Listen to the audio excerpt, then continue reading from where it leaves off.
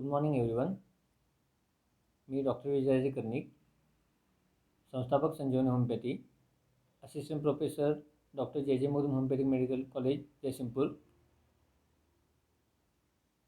संजीवनी होमिओपॅथीचे सदस्य आणि शिक्षण प्रसारक मंडळ सर्व सन्माननीय सदस्य, सेक्रेटरी माननीय professor Jaykumar ji Desai sir, patron council member Shri Daulat Kumar Desai sir, प्रशासन अधिकारी doctor Manjiri Desai More madam, Gopalkrishna Gokhale college प्राचार्य doctor P K Patil sir, NAAC समन्वयक doctor Deepak Awale sir, NAAC criteria number 3 extension activity NSS Rashtriya सेवा योजना आणि ॲडव्हान्स आयुर्वेद यांच्या संयुक्त विद्यमाने NAAC criteria number 3 chairman professor Ajit Kumar Gangade sir, NSS programme officer doctor सौ स्मितागिरी मॅडम यांच्या मार्गदर्शनाखाली आज 1 मे 2021 रोजी आपण व्हायरल इन्फेक्शन आणि होमिओपॅथी या विषयावर डॉक्टर प्राची विजय कर्णिक यांच्याकडून आपण माहिती घेणार आहोत.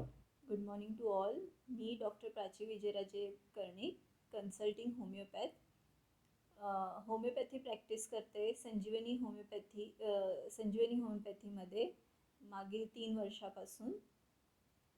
आज आपण व्हायरल इन्फेक्शन आणि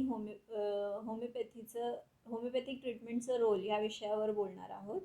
तर प्रथमतः आपण हे जाणून घेऊया की होमिओपॅथी हे कसं काम करतं. कुठल्याही टाईपच्या ट्रीटमेंटमध्ये होमिओपॅथी ही एक समचिकित्सक प्रणाली आहे. होमिओपॅथीचं ॲक्शन प्रायमरीली हे असतं की तुमच्या बॉडीची इम्युनिटी वाढवणं. पण आपण बघतोय की आजकाल बघतोय कोरोना जे पेशंट आहेत त्यांना सगळेजण ॲडवाईज करत आहेत की इम्युनिटी वाढवा. विटॅमिन C घ्या, विटॅमिन D घ्या, त्याच्याने इम्युनिटी वाढते.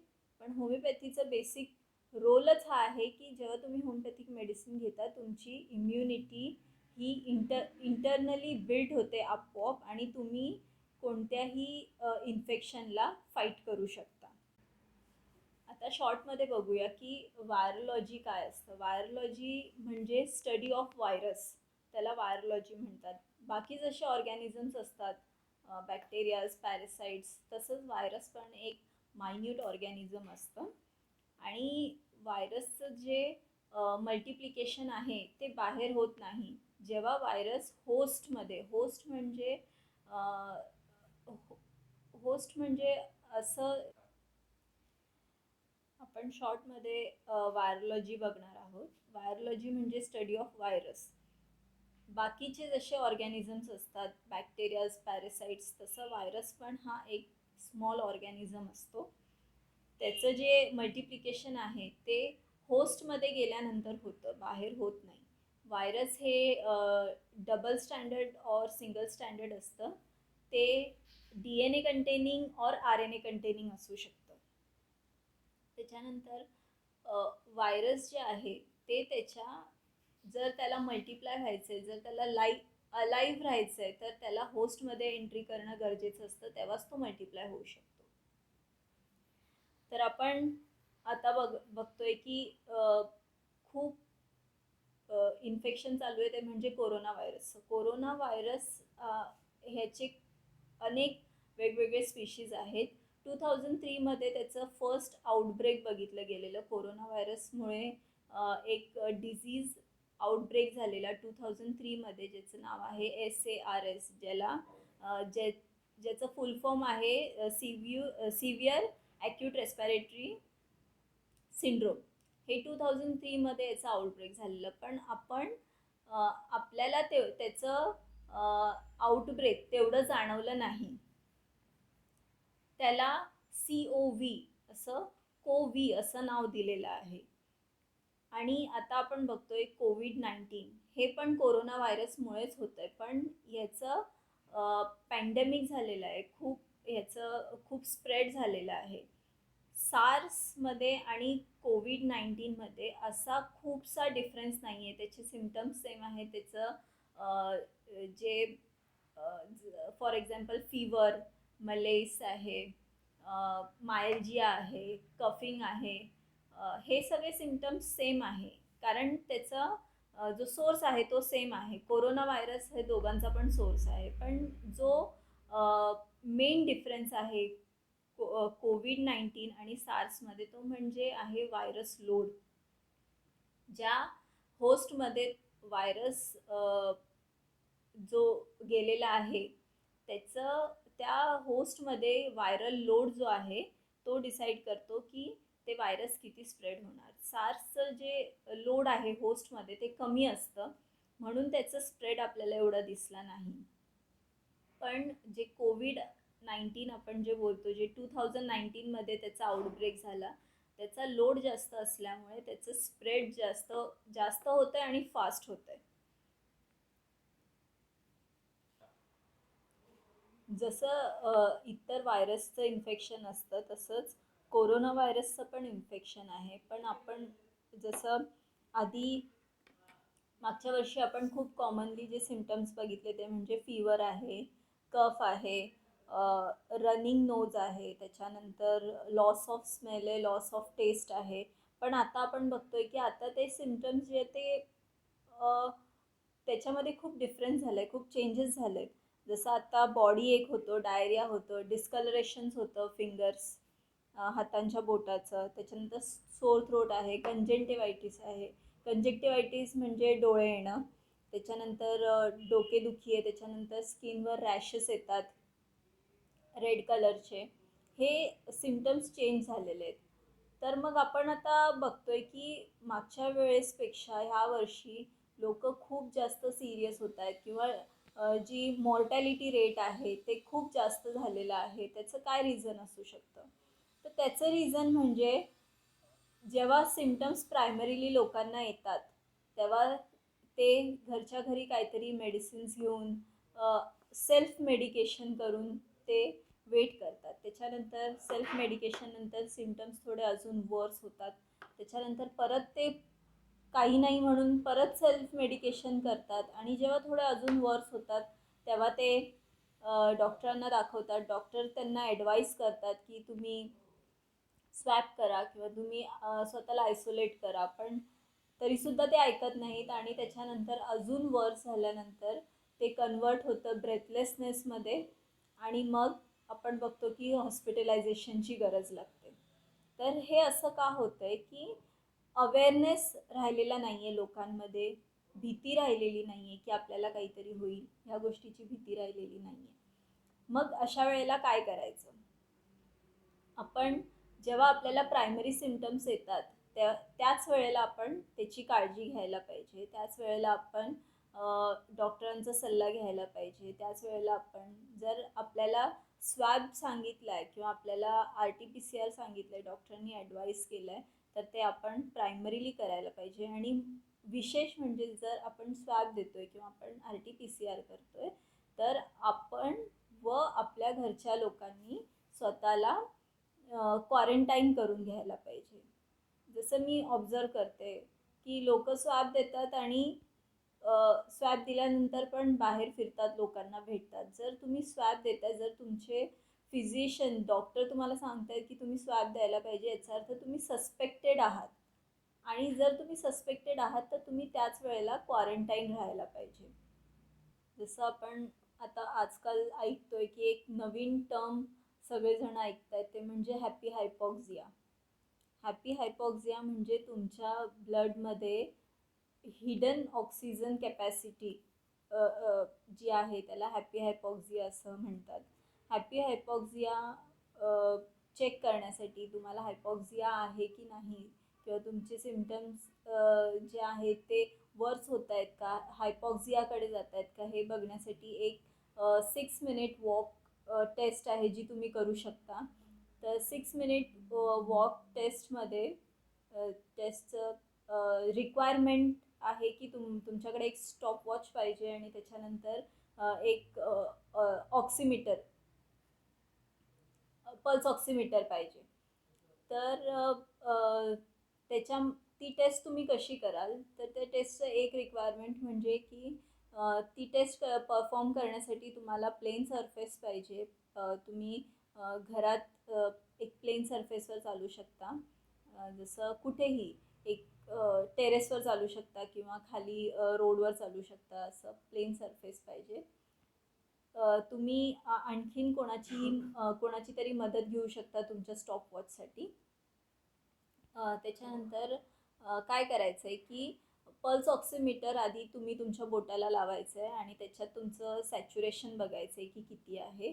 ते सॅच्युरेशन नोट डाऊन करायचं आहे. त्याच्यानंतर तुम्ही 6 मिनटं नॉर्मल स्पीडमध्ये चालायचं आहे. जे तुमचं नॉर्मल स्पीड आहे, ज्या स्पीडनी तुम्ही नेहमी चालता त्या नॉर्मल स्पीडमध्ये 6 मिनटं तुम्हाला चालायचं आहे आणि त्याच्यानंतर तुम्हाला रीडिंग्स घ्यायचे. जर चालता चालता मध्येच तुमचं सॅच्युरेशन अगदी खूप ड्रॉप होत असेल, आ आधीच्या आधीच्या मेजरमेंटपेक्षा 3-4 नंबर्सनी ड्रॉप होत असेल, तर तुम्ही ती टेस्टमध्येच थांबवू शकता किंवा चालता चालता जर तुम्हाला दम लागत असेल, ब्रेथलेसनेस वाटत असेल, तर ती टेस्ट तुम्ही मध्ये थांबवू शकता. जर तुमचं सॅच्युरेशन आधीच्या सॅच्युरेशन एवढंच येत असेल किंवा त्याच्यापेक्षा थोडं जास्त होत असेल, तर काळजी घ्यायची गरज नाही आहे. तुम्ही तुमचं आयसोलेशन किंवा तुमचं क्वारंटाईन कंटिन्यू करू शकता. पण जर तुम्हाला तुमचं मेजरमेंट जर ड्रॉप होतं आहे, तर तुम्ही त्याची दखल घ्यायला पाहिजे आणि तुमच्या डॉक्टरबरोबर कन्सल्ट करायला पाहिजे.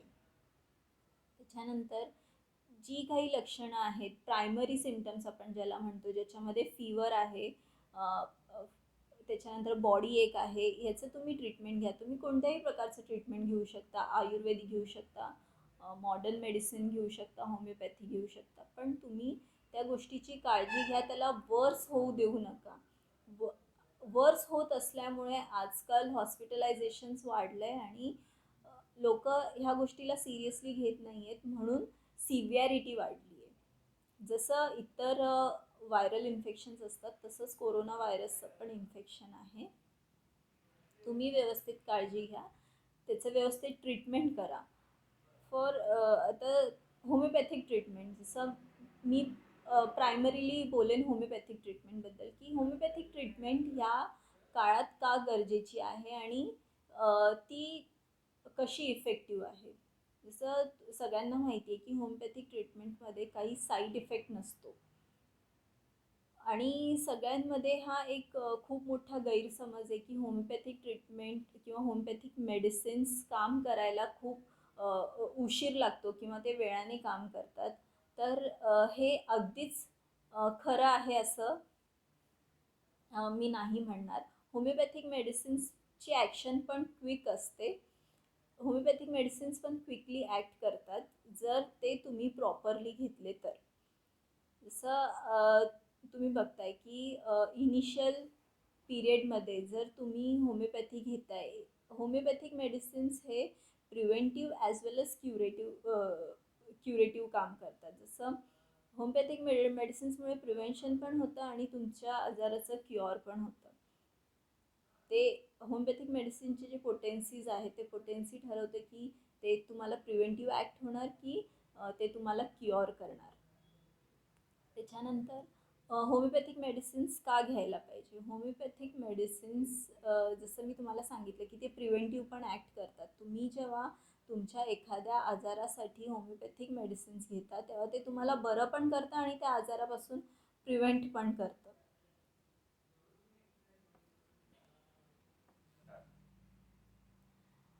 मग आता आपण ह्या सगळ्या गोष्टीतून वाचायचं कसं. जसं प्रिव्हेंटिव्ह मेजर्स आपण काय घ्यायला पाहिजे.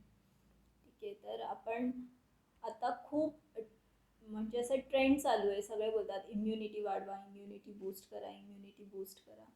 कसं इम्युनिटी बूस्ट करणार. विटॅमिन सी घ्या, व्यायाम करा. त्याच्यामध्ये एकदम इम्पॉर्टंट म्हणजे तुम्ही जे ब्रीदिंग एक्सरसाइजेस आहेत ते करा. त्याच्यानंतर त्याच्यापेक्षाही इम्पॉर्टंट दिवसातून ॲटलिस्ट एकदा तरी पोटावर झोपा, प्रोन पोझिशनमध्ये झोपा. जर प्रोन पोझिशनमध्ये तुम्हाला डिस्कम्फर्ट होत असेल तर ते करू नका. एक्सरसाइज करा daily. Daily at least 3 to 5 kilometres walk करणं गरजेचं आहे. त्याच्याने लंग कॅपॅसिटी वाढते. ब्रीदिंग जे ऑक्सिजन सॅच्युरेशन आहे बॉडीतलं ते वाढतं. त्याच्यानंतर न्यूट्रिशियस फूड घ्या. जंक फूड शक्यतोवर टाळा. त्याच्यानंतर तुम्ही लिंबू पाणी घेऊ शकता. वॉटर इनटेक वाढवा. डेली वॉटर इनटेक तुमचं at least 4 to 5 litres a day असायला पाहिजे. त्याच्यानंतर मेडिटेशन करा. आणि सगळ्यात इम्पॉर्टंट म्हणजे वॅक्सिन घ्या. जसं आपण आता बघतोय की 18 इयर्स अँड अबवसाठी वॅक्सिन सुरू केलं आहे. जे 18 इयर्स अँड अबव आहे त्याच्यामध्ये खूप गोष्टी आल्या की मुलींनी किंवा लेडीजनी कोणत्या काळामध्ये वॅक्सिन घ्यायला पाहिजे, नाही घ्यायला पाहिजे. अगदी घाबरून जाऊ नका किंवा गोंधळून जाऊ नका. वॅक्सिन हे अगदी सेफ आहे. तुम्ही पिरियड्समध्ये असाल तरी वॅक्सिन घेऊ शकता. जर वॅक्सिनचा पहिला डोस घेतला आहे आणि त्याच्यानंतर जर तुम्हाला प्रेग्नन्सी राहिली आहे तर दुसरा डोस घेऊ नका. वॅक्सिन हे प्रेग्नेंट वुमन्सना अलाउड नाही आहे. प्रेग्नेंट वुमन्सनी वॅक्सिन घेऊ नका. त्याच्यानंतर ज्यांनी काही इन्फर्टिलिटीचे ट्रीटमेंट्स घेतले, सपोज IVI केलं आहे किंवा IVF केलं आहे, त्यांनी वॅक्सिन घेऊ नका. बाकी सगळेजण वॅक्सिन घेऊ शकतात. अगदी सेफ आहे. त्याच्यानंतर वॅक्सिनसाठी म्हणजे प्रिव्हेंटिव्ह मेजर्ससाठी तुम्ही होमिओपॅथी पण घेऊ शकता. जसं मी सांगितलं की होमिओपॅथिक मेडिसिन्स हे प्रिव्हेंटिव्ह पण असतात, तर तुम्ही होमिओपॅथिक मेडिसिन्स पण घेऊ शकता. होमिओपॅथिक मेडिसिन्स वॅक्सिनपेक्षा अगदीच चांगलं आहे, कारण तुम्हाला टोचून घ्यावं लागत नाही. होमिओपॅथिक मेडिसिन्स किंवा होमिओपॅथिक वॅक्सिन हे स्वीट असतं, त्यामुळे ते तुम्ही त्याच्यासाठी जाऊ शकता. होमिओपॅथी पण तितकंच इफेक्टिव्ह आहे जितकं की वॅक्सिन. वॅक्सिनचं रोल असतं, वॅक्सिनेशन म्हणजे जे व्हायरसचं जे आहे ते तुमच्या बॉडीमध्ये सोडलं जातं आणि मग ते तुमच्या बॉडीमध्ये जाऊन एक अँटीबॉडीज प्रिपेअर करतं. सेम थिंग जी आहे ती होमिओपॅथी करते. होमिओपॅथी मेडिसिन्स जेव्हा तुम्ही घेता तेव्हा होमिओपॅथी तुमच्या बॉडीमध्ये जाऊन एक फॉल्स डिझीज, एक आर्टिफिशियल डिझीज तयार करते, जे की खूप सिमिलर असतं तुमच्या ओरिजिनल डिझीजसारखं. आणि मग ते ओरिजिनल डिझीज आणि फॉल्स डिझीजमध्ये अँटीबॉडीज तयार होतात आणि जे फॉल्स डिझीज आहे ते काही काळासाठी राहतं आणि त्याच्यानंतर आपोआप निघून जातं ट्रू डिझीजला मारल्यानंतर. तर तुम्ही होमिओपॅथिक ट्रीटमेंट घेऊ शकता. त्याच्यानंतर होमिओपॅथिक वॅक्सिन्स जे आहे, प्रोफायलॅक्सिस ज्याला म्हणतात, ते तुम्ही घेऊ शकता. त्याच्यानंतर विटॅमिन C घ्या. अगदी डेली विटॅमिन C घ्यायला पाहिजे.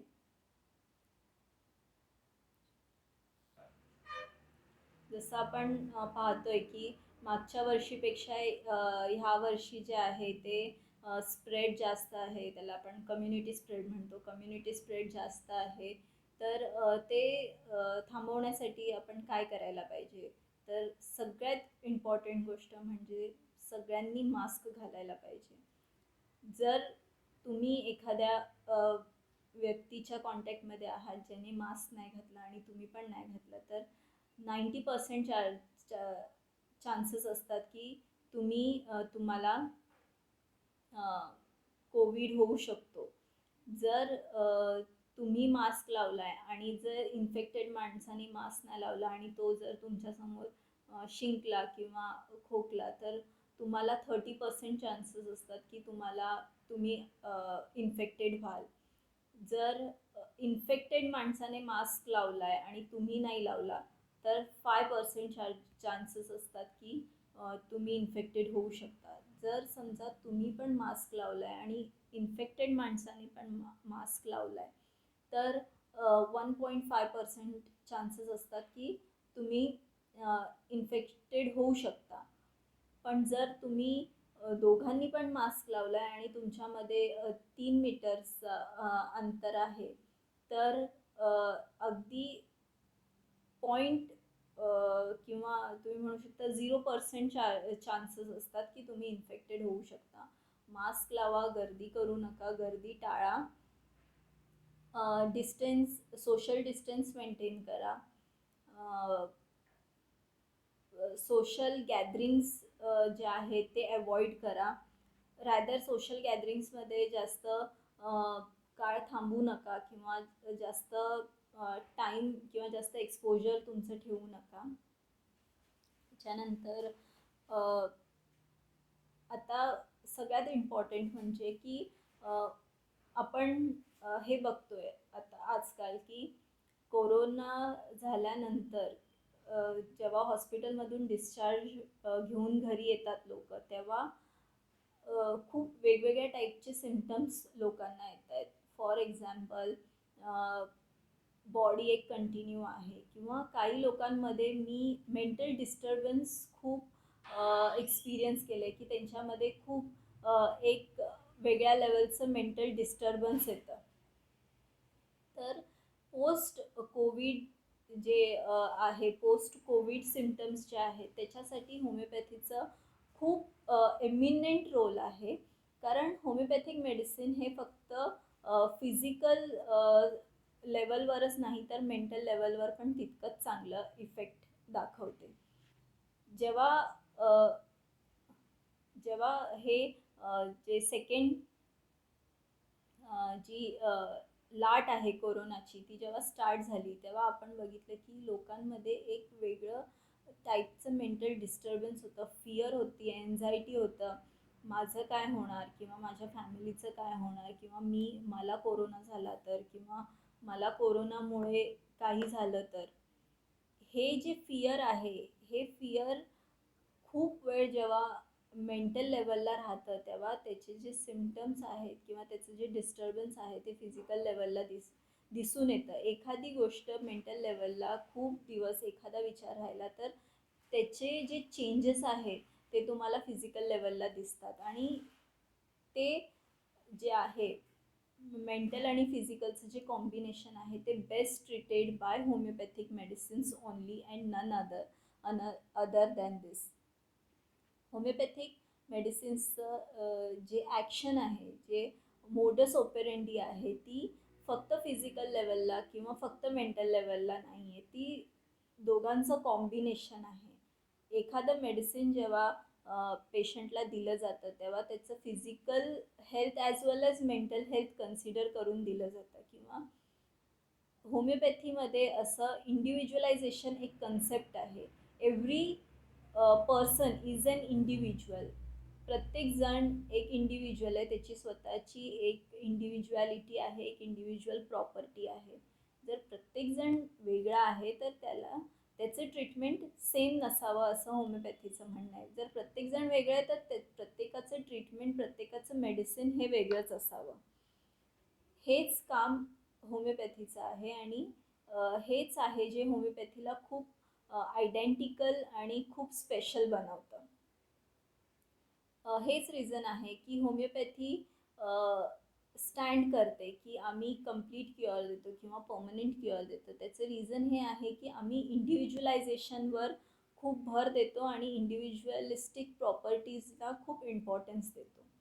जसं आता कोरोना काळात सगळ्यांनी फिजिकल ट्रीटमेंट्स घेतल्या. जसं तापासाठी ट्रीटमेंट घेतलं सगळ्यांनी, खोकल्यासाठी ट्रीटमेंट घेतलं, कोणी डायरियासाठी घेतलं, कोणी ब्रेथलेसनेससाठी घेतलं.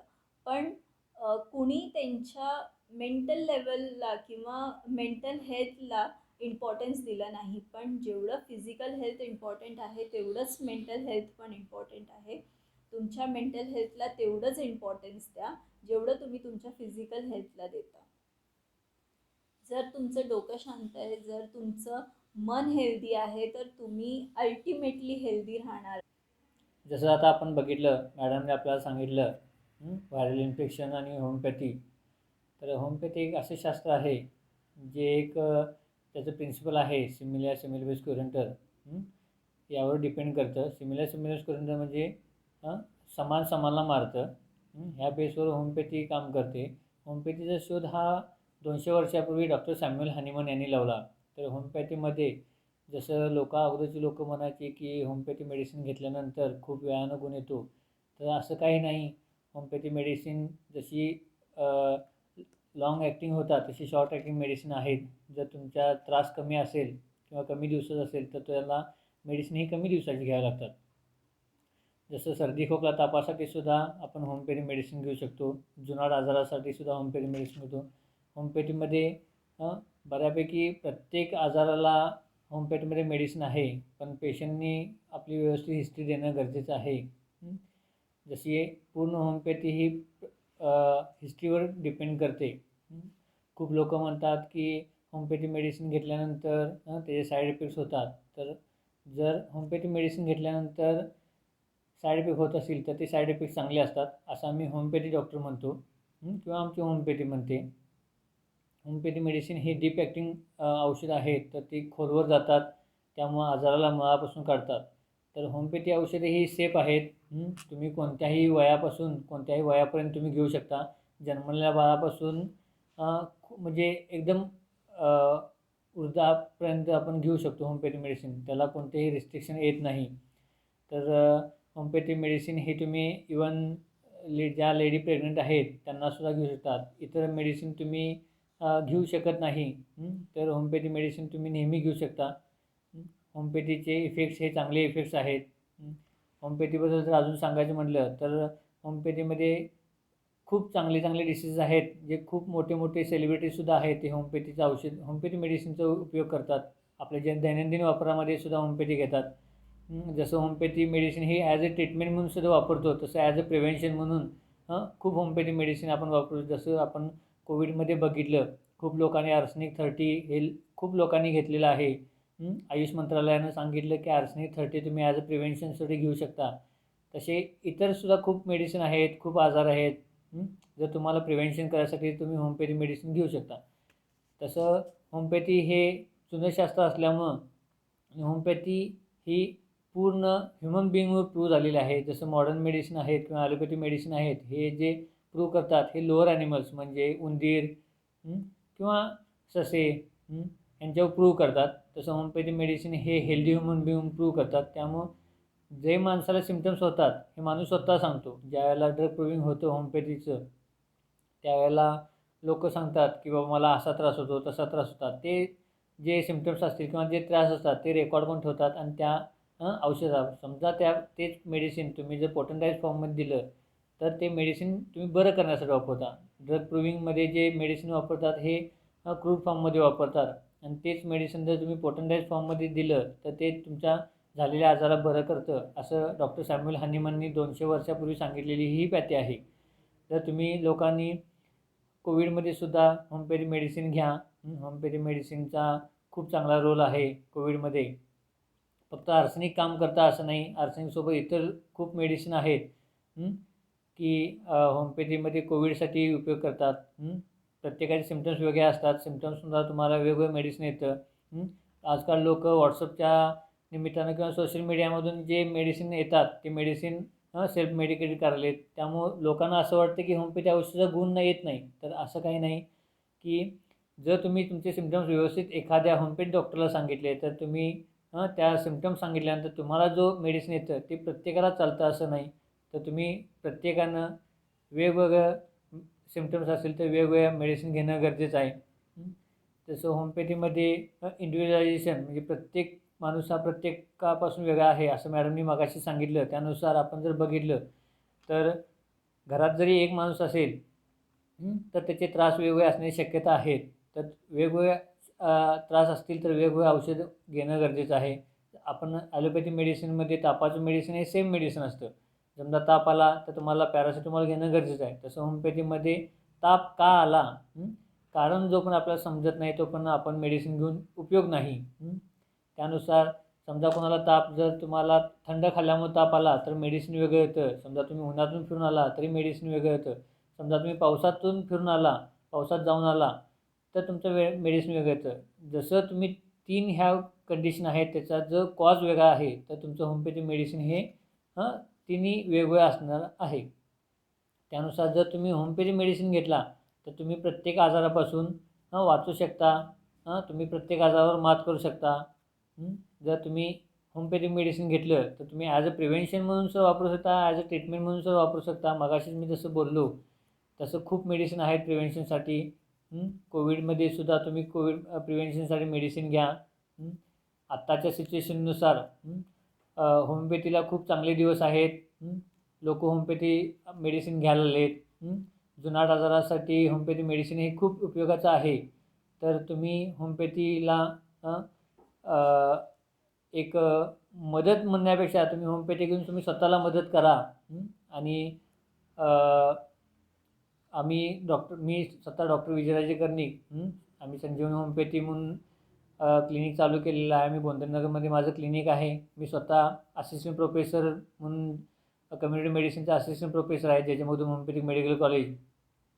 तर माझ्या 10 वर्षाच्या प्रॅक्टिसमध्ये मी खूपसे असे आजार आहेत जे बरे केलेले आहेत. लोकांच्या रिव्ह्यू किंवा लोकांच्याकडून आम्हाला चांगल्या प्रतिक्रिया आलेल्या आहेत. आम्ही होमिओपॅथी मेडिसिन देतो. खूप लोक चांगली सांगतात होमिओपॅथीला रिझल्ट चांगले आहेत. तर तुम्ही सगळ्यांनी होमिओपॅथी मेडिसिन घ्या. आणि चांगलं राहा, चांगलं खावा, चांगलं वागा. Stay safe, stay hope. Thank you. आम्हाला बोलण्याला जी डॉक्टर स्मिता गिरी मॅडम आणि प्रोफेसर अजित कुमार गांगरे सर यांनी आम्हाला संधी दिली त्याबद्दल आम्ही त्यांचे धन्यवाद मानतो. आणि आम्ही आमचं जे विषय आहे तो इथे थांबवतो. थँक्यू.